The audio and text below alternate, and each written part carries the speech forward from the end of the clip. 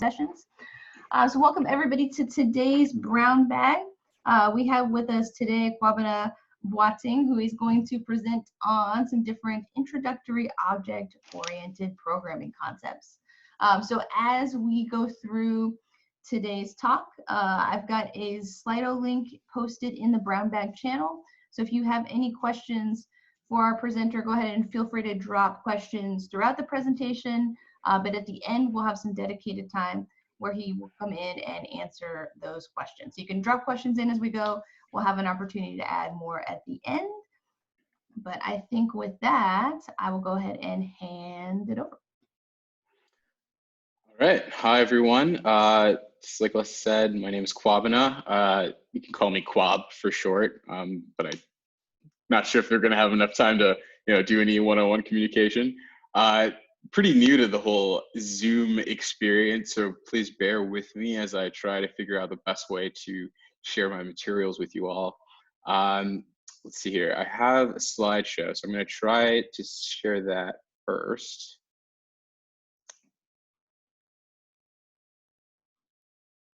Okay. And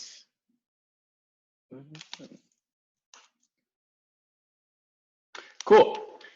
So, like, who am I basically? My origin story starts in Las Vegas. I like to mention that because people tend to be a little shocked that people live in Las Vegas. So did like K through 12 in Vegas, and then hopped across the country to Yale, where I studied computer science and psychology.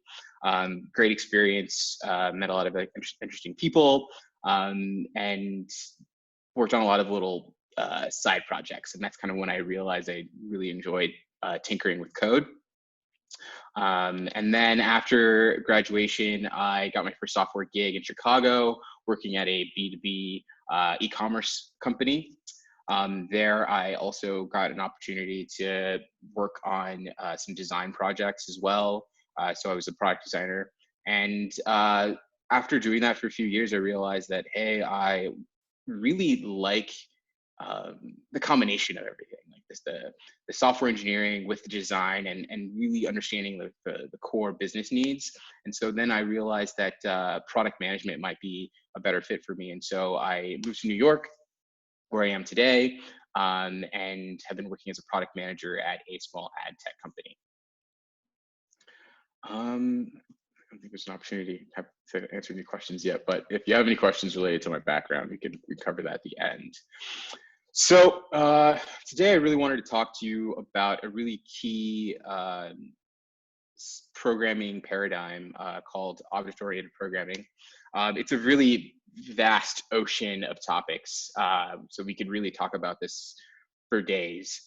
So I'm going to try to leave you all with a good understanding of like the basics.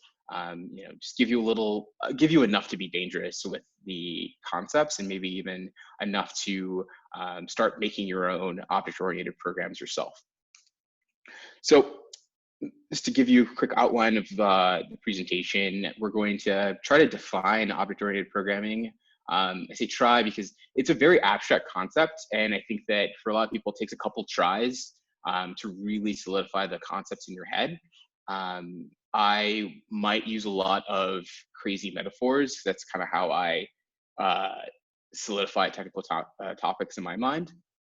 And then we'll also move into the importance of it all. Like, why do you care about object-oriented programming? Like, why do you need it? And then again, we'll try to do some live coding, and I'll try to walk you through the creation of an object. Probably several objects, because again, you're going to need some repetition here to really understand some of these key concepts. And if time permits, I can try to intro maybe some other concepts as well, or answer some questions relating to some other concepts you might have heard of. So, like, what is object-oriented programming? Let's see here. I wonder if there's a way that I can see. Okay, participants. If you go into the participants area, the little panel on the side, could you raise your hand if you've ever heard of object-oriented programming?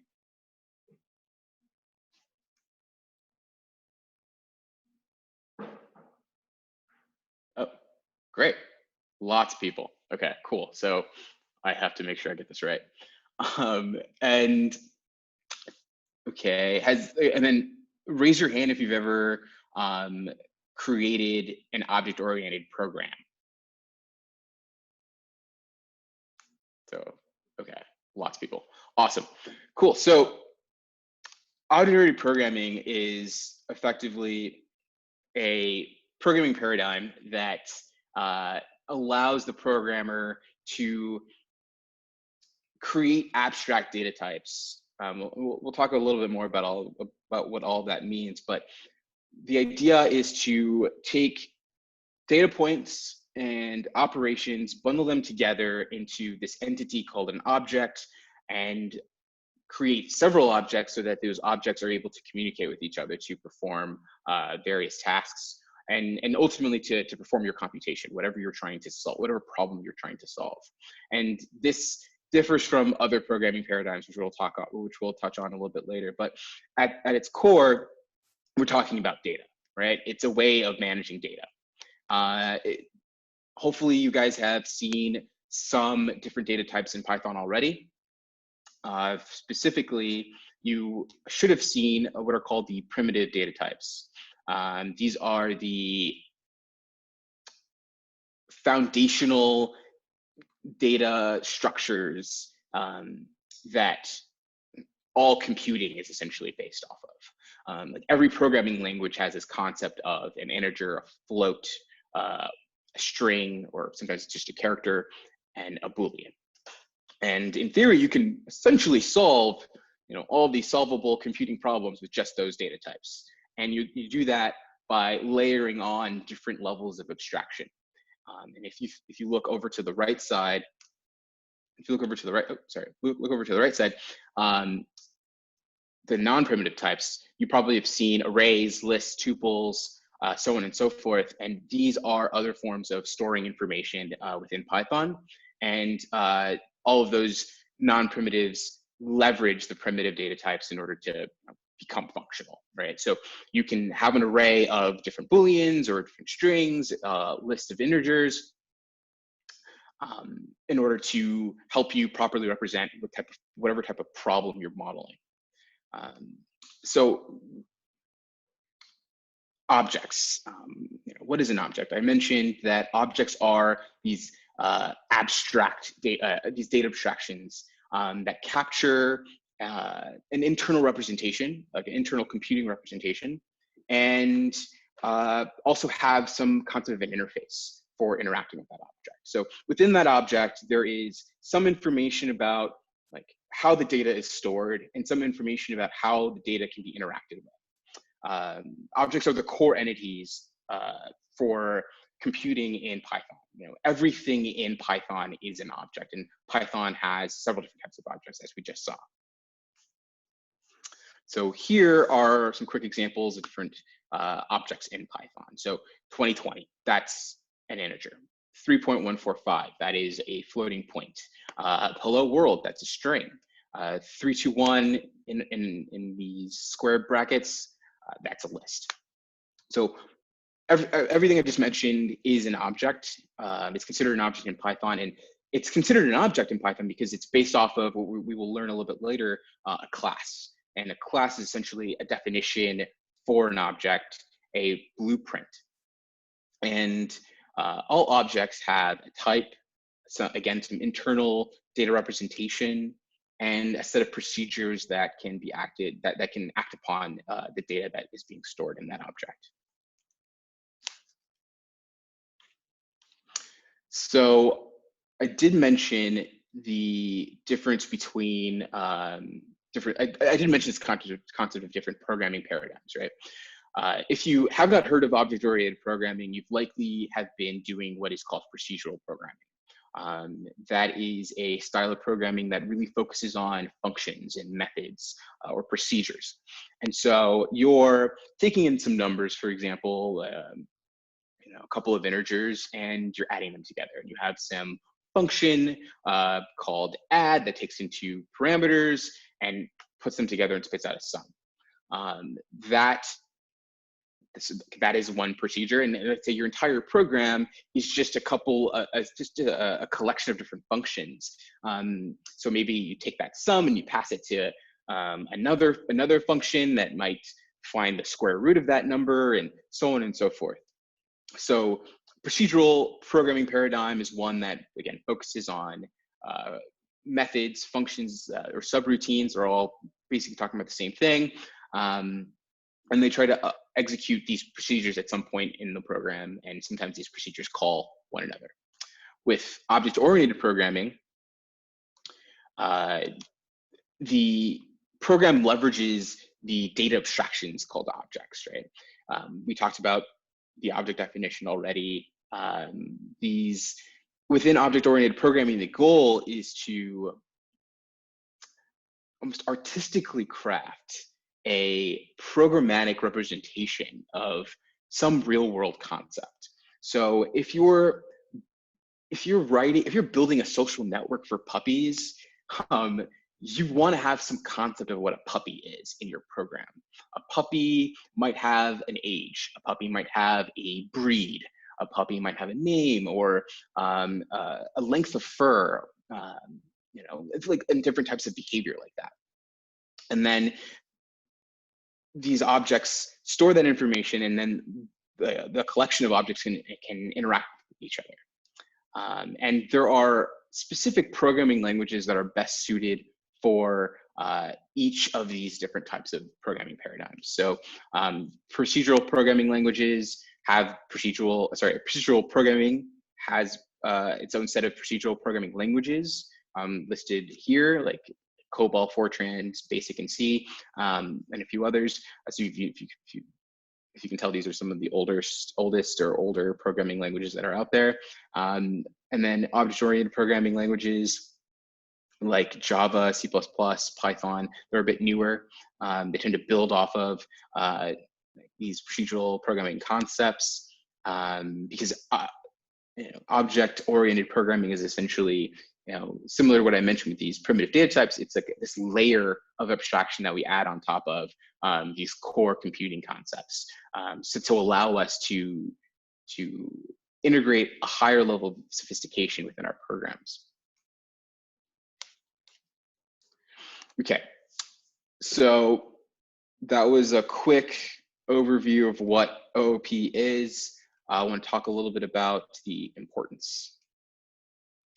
So some of the advantages of object-oriented programming is, well, with object-oriented programming, we're given the capability of bundling data in a way that, essentially, in a way that makes sense. We're taking different data attributes that are all that represent an object. So again, with my puppy example, you're trying to build the next Facebook or the next Instagram for puppies, and you're thinking about like, what are the key characteristics of a puppy? Like, what really matters? Like, what information should all puppies do all puppies have in common? And then you can create that definition, store all that data, and then you'd never really have to go through that process again, right? Like, once you've created this definition of a puppy in your program, you can reuse that definition over and over again. You can make subtle edits to that definition, and this allows you to speed up your programming process. If you're using objects to represent, so if you're creating objects to represent like commonly used collections of data, this speeds up the programming process. This allows you to better understand the problems that you're trying to solve, and it also allows anyone who's coming into your program for the first time to understand the problems that you're trying to solve. And so usability, like the ability to reuse the code, the ability and that easy that heightened readability of your code. These are all huge advantages of object-oriented programming. There are a few more actually. Like, object-oriented programming allows us to organize information. It creates this division of labor. So, you know, your puppy objects are doing one thing while your, I don't know, kitten objects are doing something else. This is like a broader, you know, little animal social network. And there is also an ability to limit the access information from one object to another, and there's ability to layer on complexity as you go. And so, if you think about objects as being these little building blocks of data points, you can, you know, continually create larger and larger interfaces of larger and larger objects, and solve like greater and more complex problems as you progress in your programming. So I want to take you through a example of a fairly complex object-oriented program. We're going to take a look at a class diagram that's going to be super complex and probably really confusing. So let's not focus too much on the details, but really look at the, it's a little hard to see because I had to shrink it a bit, but really try to zoom in on the little green boxes here and see what's going on. So each green box is a class, and a class is a definition for an object. We'll talk a little bit about that in the preceding slides, but bear with me here. So here we're trying to model an ATM. Hopefully we've all used an automatic teller machine. You go up to the bank, you put in your your debit card, and you type in your PIN, and you can do a withdrawal or a deposit of cash. Right? And so this is almost like a schematic for how to build out an ATM with code, right? So, and these are the different elements that a programmer might want to develop in order to really capture all of the behavior. So you can see here, if you can see my pointer, there is an ATM class. The ATM class might have a ID, like for that specific ATM, because it could be one of hundreds of ATMs in the city.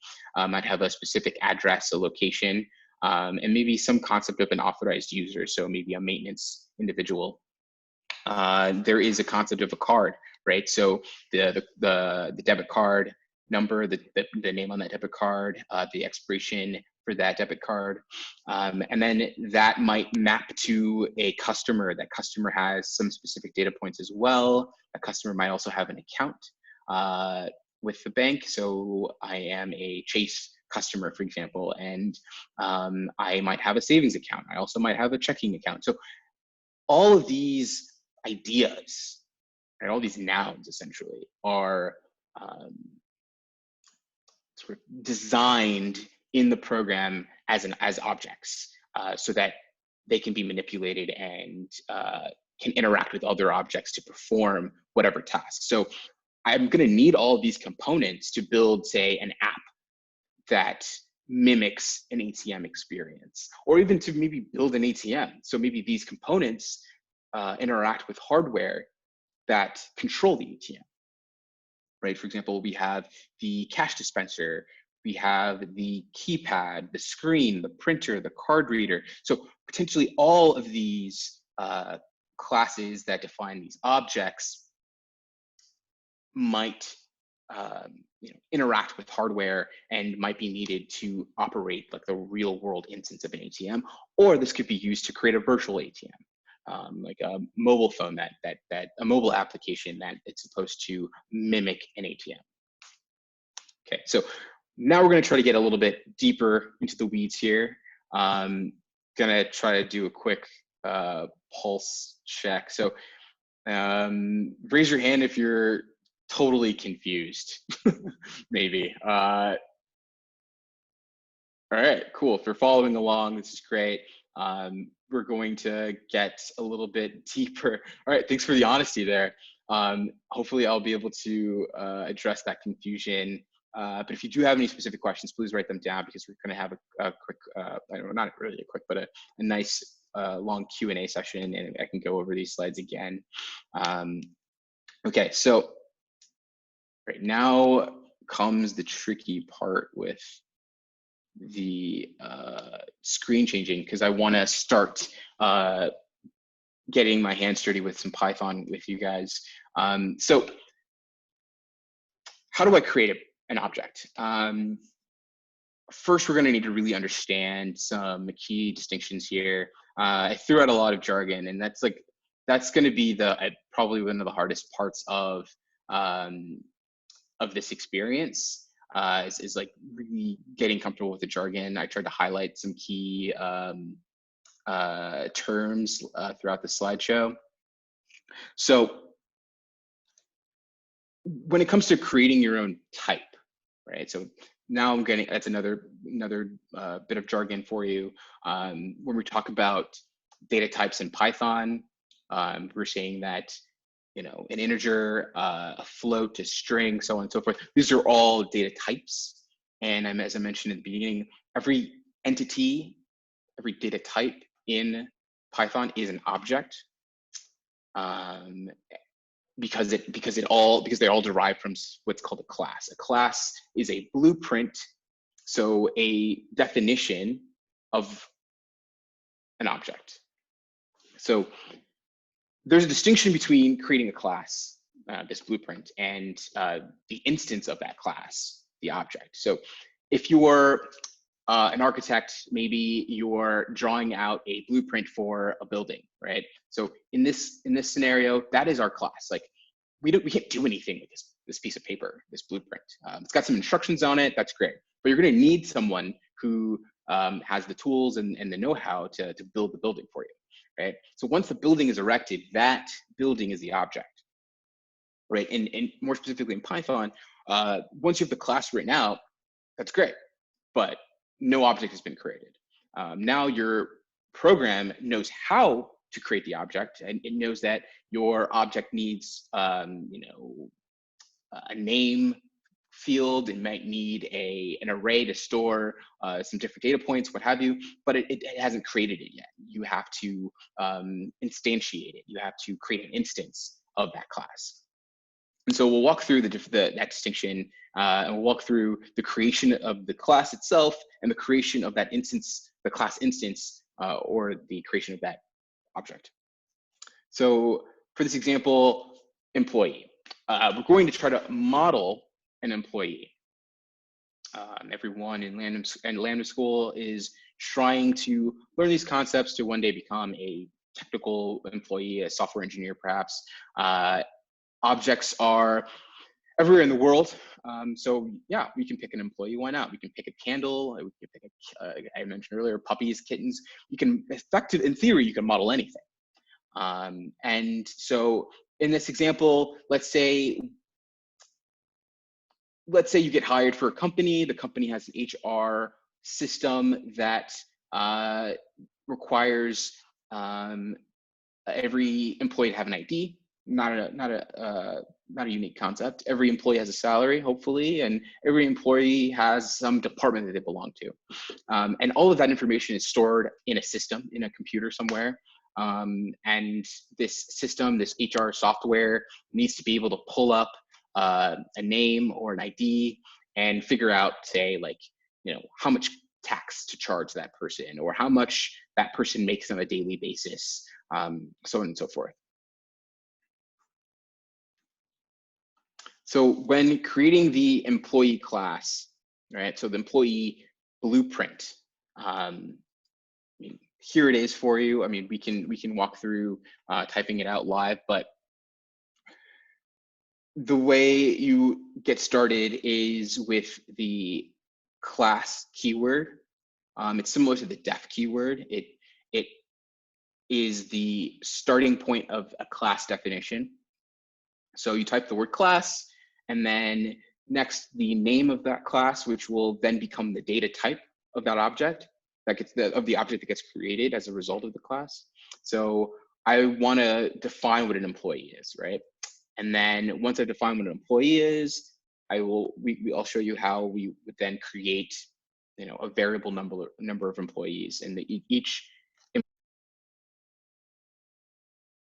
each employee that we create is then considered an object or an instance of the employee class. So here, once we've defined class employee, we then have what looks like a function, like any other function you've probably encountered in your classes.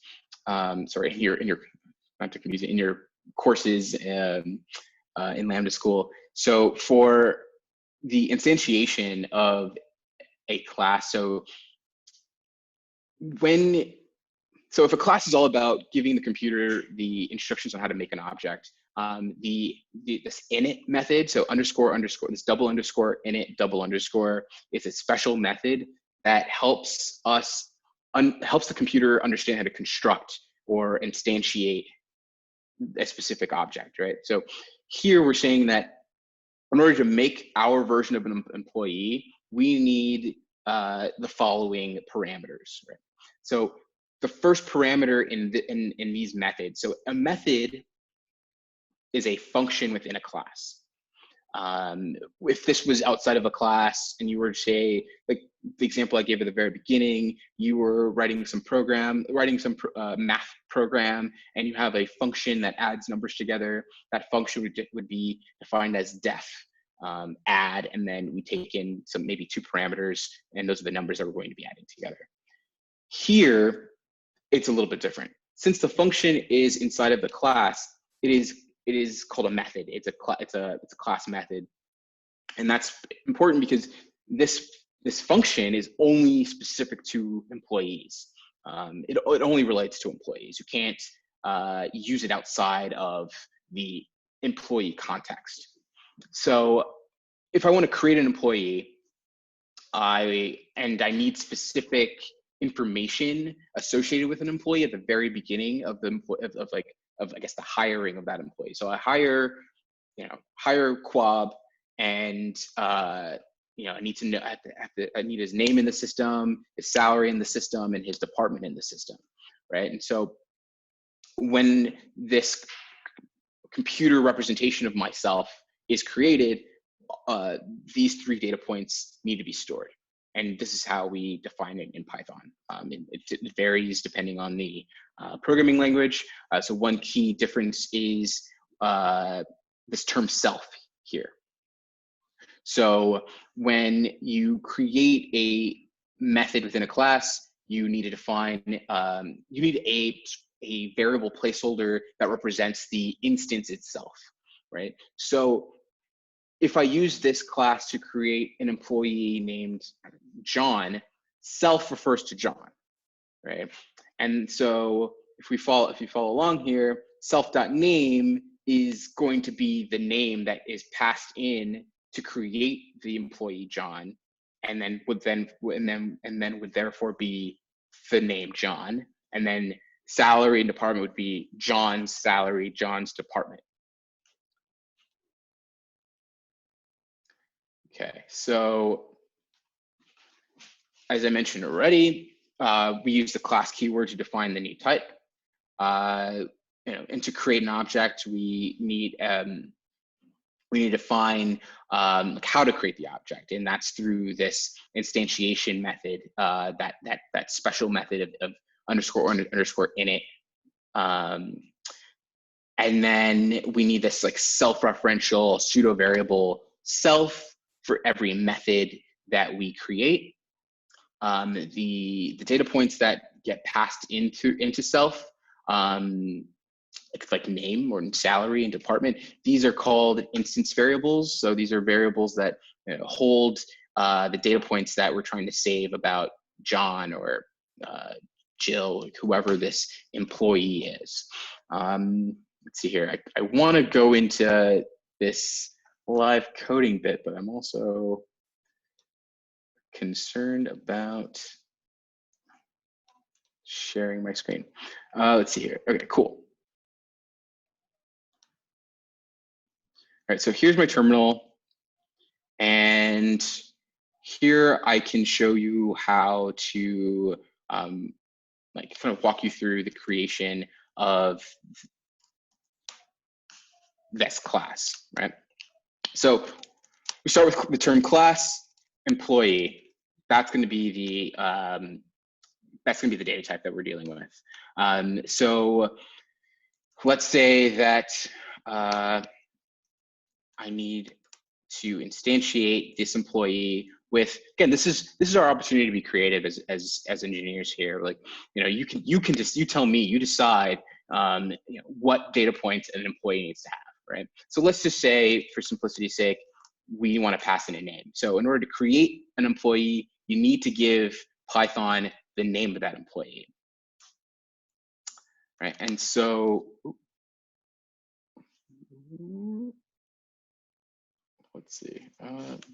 Actually, let's just for simplicity's sake. All right. So we have the class employee. Here I'm defining the. I forgot self. There we go. Here we're defining the instance, the constructor, to the method that we use to create employee. So this in it, it's all it does. It builds the employee. Right. And so we're saying that we're storing self.name. We could also store, oh geez, self.salary as being salary. We could also store, sorry, I'm having some, I was having some computer issues earlier today, so I was concerned about this. So here, I've just copied and pasted everything. So essentially we have the ability, we've defined how to create an employee. Okay?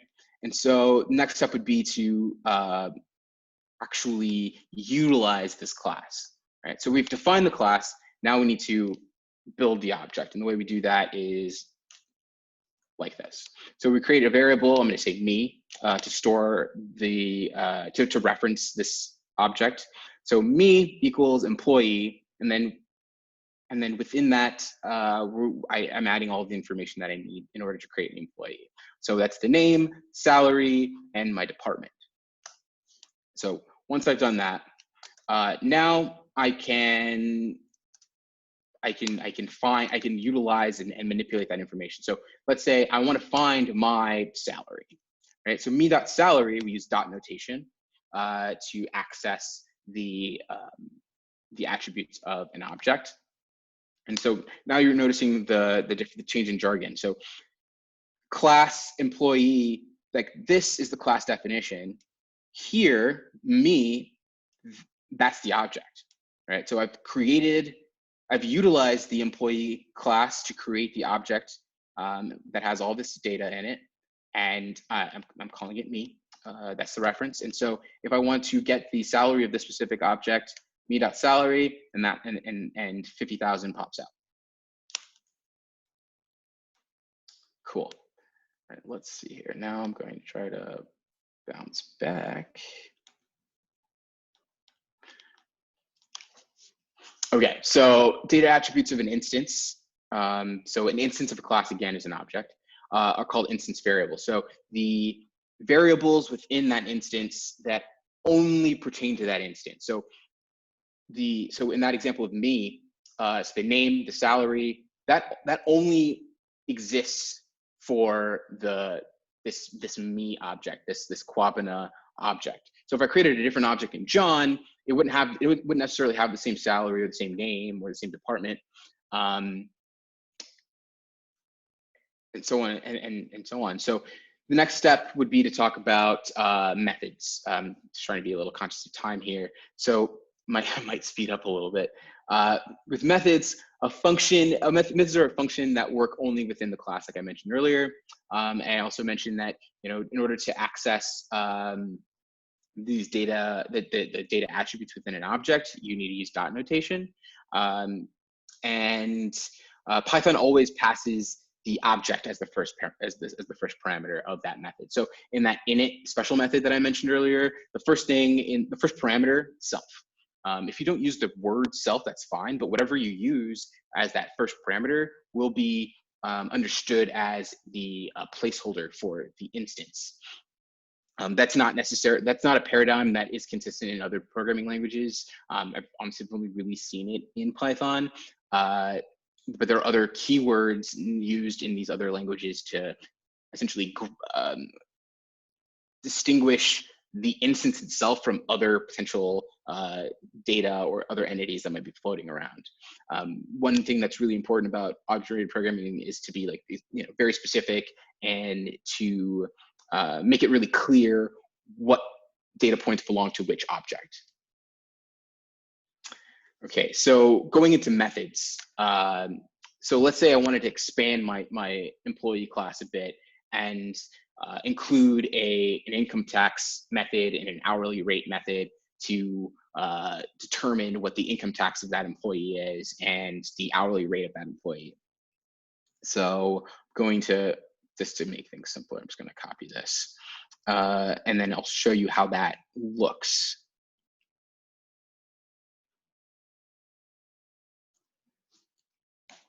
Okay, so I'm inputting my class definition. So we have, again, employee, we have the instance variables, we have the methods. All right, and so now I want to create a new variable, Jill, and we're saying that Jill is an employee with the name Jill Smith, and her salary is $100,000, and her department is engineering. Okay, so now I want to calculate the hourly rate for this Jill object. So in order to do that, it's very similar. We use the dot notation as well. So Jill dot hourly rate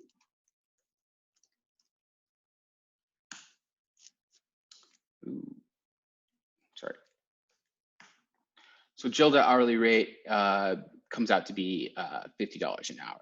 Right? So the reason why I got that error is because I missed the parentheses. And then Jill income tax. Oop, I might have. Oh, I did a really simplified version of this with like smaller salaries. So don't have an hourly rate for $100,000, but I think it's actually like 0.24. So we could update our class definition for that. But in theory, this would pop out with a income tax rate, an annual income tax for this Jill example. But just to kind of like sum it all up, we've got these class definitions. Within those class definitions, we've got these variables that hold the data points, and then we have these methods that essentially act on those data points. So let's go back to the slideshow, finish up some of these concepts, and then go into the Q&A, which should be really interesting. So another thing to think about is printing out objects. Don't have a lot of time there, but if that's a big question for you, we can talk about it as well. But for printing out objects, the example I used earlier for me, if I wanted to print out the me object, what comes out isn't particularly helpful. It is essentially a reference to the employee in memory, right? So no information about what's inside of the object. In order to actually print out print out the innards of this object, I need to specify to Python how to do that. And so we use another special method. Python has several different special methods, and they all look very similar. They have the double underscore formatting. And so for this case here, we use the string, the str special method to define how to print out an employee. So that would be added to our class definition as well. So it would look something like this. Nope, sorry. So def underscore str, and then we would return a string. Always has to be a string. So because this is a this is a definition for how to print out, like to print something out, print out a statement. And this is like another opportunity to be very creative and determine, like, you know, what is useful here for your program or for you for debugging. You know, I decided to put everything in curly braces so I can get a quick look at the name, salary, and department of my object. So sum it up to you know, again, sum everything up again. We've talked about, you know, object-oriented programming at a high level and how it differs from other programming paradigms, specifically procedural programming. Again, procedural programming is just like the writing of different functions to handle data, right? But with OOP, you're creating objects to handle that data. You're storing that data in a way that can be manipulated and utilized later on in the program, and can be manipulated with other objects as well. Kind of going back to this really crazy class diagram of the ATM that we discussed earlier on. And, you know, like the key thing to think about, to remember with objects, is that they store data points, data attributes specifically, and methods, these operations that act on those data attributes. And you know, all of that is defined through a class. And then once you have the class definition laid out, you can create an instance of that class, like in much the same way you would with like creating other data types, like say a list or what have you. That pretty much covers my quick introduction to object-oriented programming, and this is really the tip of the iceberg. There are so many different concepts that stem from this, and like I mentioned, like we could be talking about this for days. So I'd love to hear your questions and hopefully come up with some inspired answers. All right, awesome, Kwabena. Thank you so much. Just a reminder that the link for questions, there is a Slido link in the Brownbag channel. So go ahead and open up that link, either to post your questions or upvote any that you see. So we'll give it a minute or so for people to start adding those questions. Looks like first we've got a request. Can I possibly have the image of the class diagram? So are there some, would it be possible to share some of these resources with us after? Yeah, no, totally. I can give you this class diagram, and I can also include a couple others. This was actually the least complex one that I came across. Yeah, if you, for anybody who's Googled class diagram before, there is a very wide range of results that you will find. Yeah, and another thing to note, this diagramming is like a standard called UML. I think it's like Universal Modeling Language, that engineering organizations use to model out these, again, these real world concepts for their software. So writing a note to myself to include all of that. Awesome. Next question I see, does anybody want to upvote? Otherwise, I'm just going to read them off in order. So first one I see is, can you demonstrate how you would modify an attribute on an already instantiated object? Yeah, totally. So let's see here. I've shared my entire desktop so everyone can see. Let's say we're talking about dogs, right? So here I've created an instantiated dog object, Fido, a French bulldog. And let's say I wanted to create or append a new trick for Fido.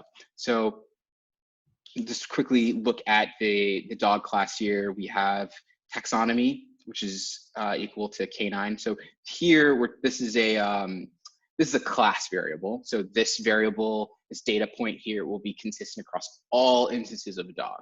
So no matter what dog I create, taxonomy will always equal canine. Whereas here, we're talking about our instance variables that are specific to the instance. So name, breed, tricks specific to like this D or Fido object that I'm creating.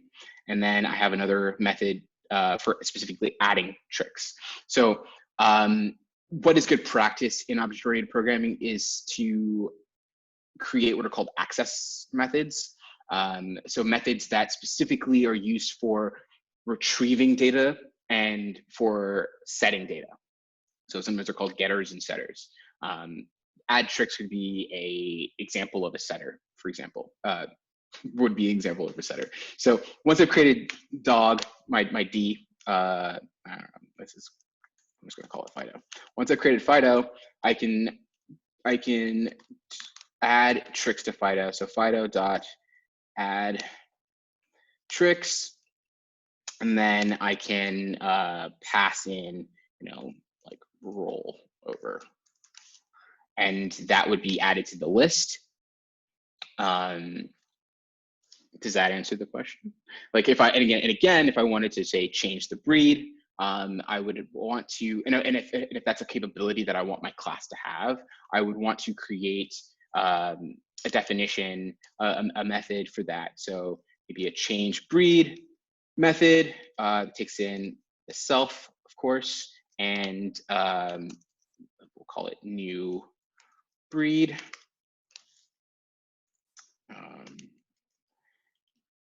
And here I'm setting it empty, setting it to an empty string just in case someone creates or invokes change breed but doesn't pass in an actual name. And then we say that self.breed equals the new breed. And so if I were to, if I for some strange reason, if I wanted to not have a French bulldog, I would do Fido.changeBreed and then pass in the new string that I'm going to replace my current breed with. So golden retriever, if I spelled that correctly. Awesome. Let's see what else we've got here. Got another question. Can you talk about main and main, like the function main? Ooh. So the function main is, I'm trying to think of a good example here. So a way of thinking about it is like as a sandbox for like running and creating the different classes that you've like set up, right? So let's say like in this document alone, I have class employee, I've got a dog, and so maybe I'm building a program that represents some snazzy tech startup that has employees and the dogs of those employees, and I want to keep track of all that data. Sorry, and maybe I could create a main function that in a more organized way, like creates all of these objects and essentially runs all this code. So it's kind of like the hub where a lot of these declarations take place. So like these declarations here, like I might want to do that within a main function that, just like the way it sounds, it's kind of like the main hub of where all the activity takes place. And then again, in this like in my Python file, I could have n number of different classes that all that get like instantiated in my main function, and then things get like passed to one another. And so in other programming languages like Java, it's inherently object oriented. So if you just wanted to do like for the simplest declarations or like create the simplest functions, you would still do that within a class, right? And then within that class, you would also have a main function that would be the area in which you create like any sort of functions or create any sort of object instances. Hopefully that makes sense. What about how closely related is Python to C#?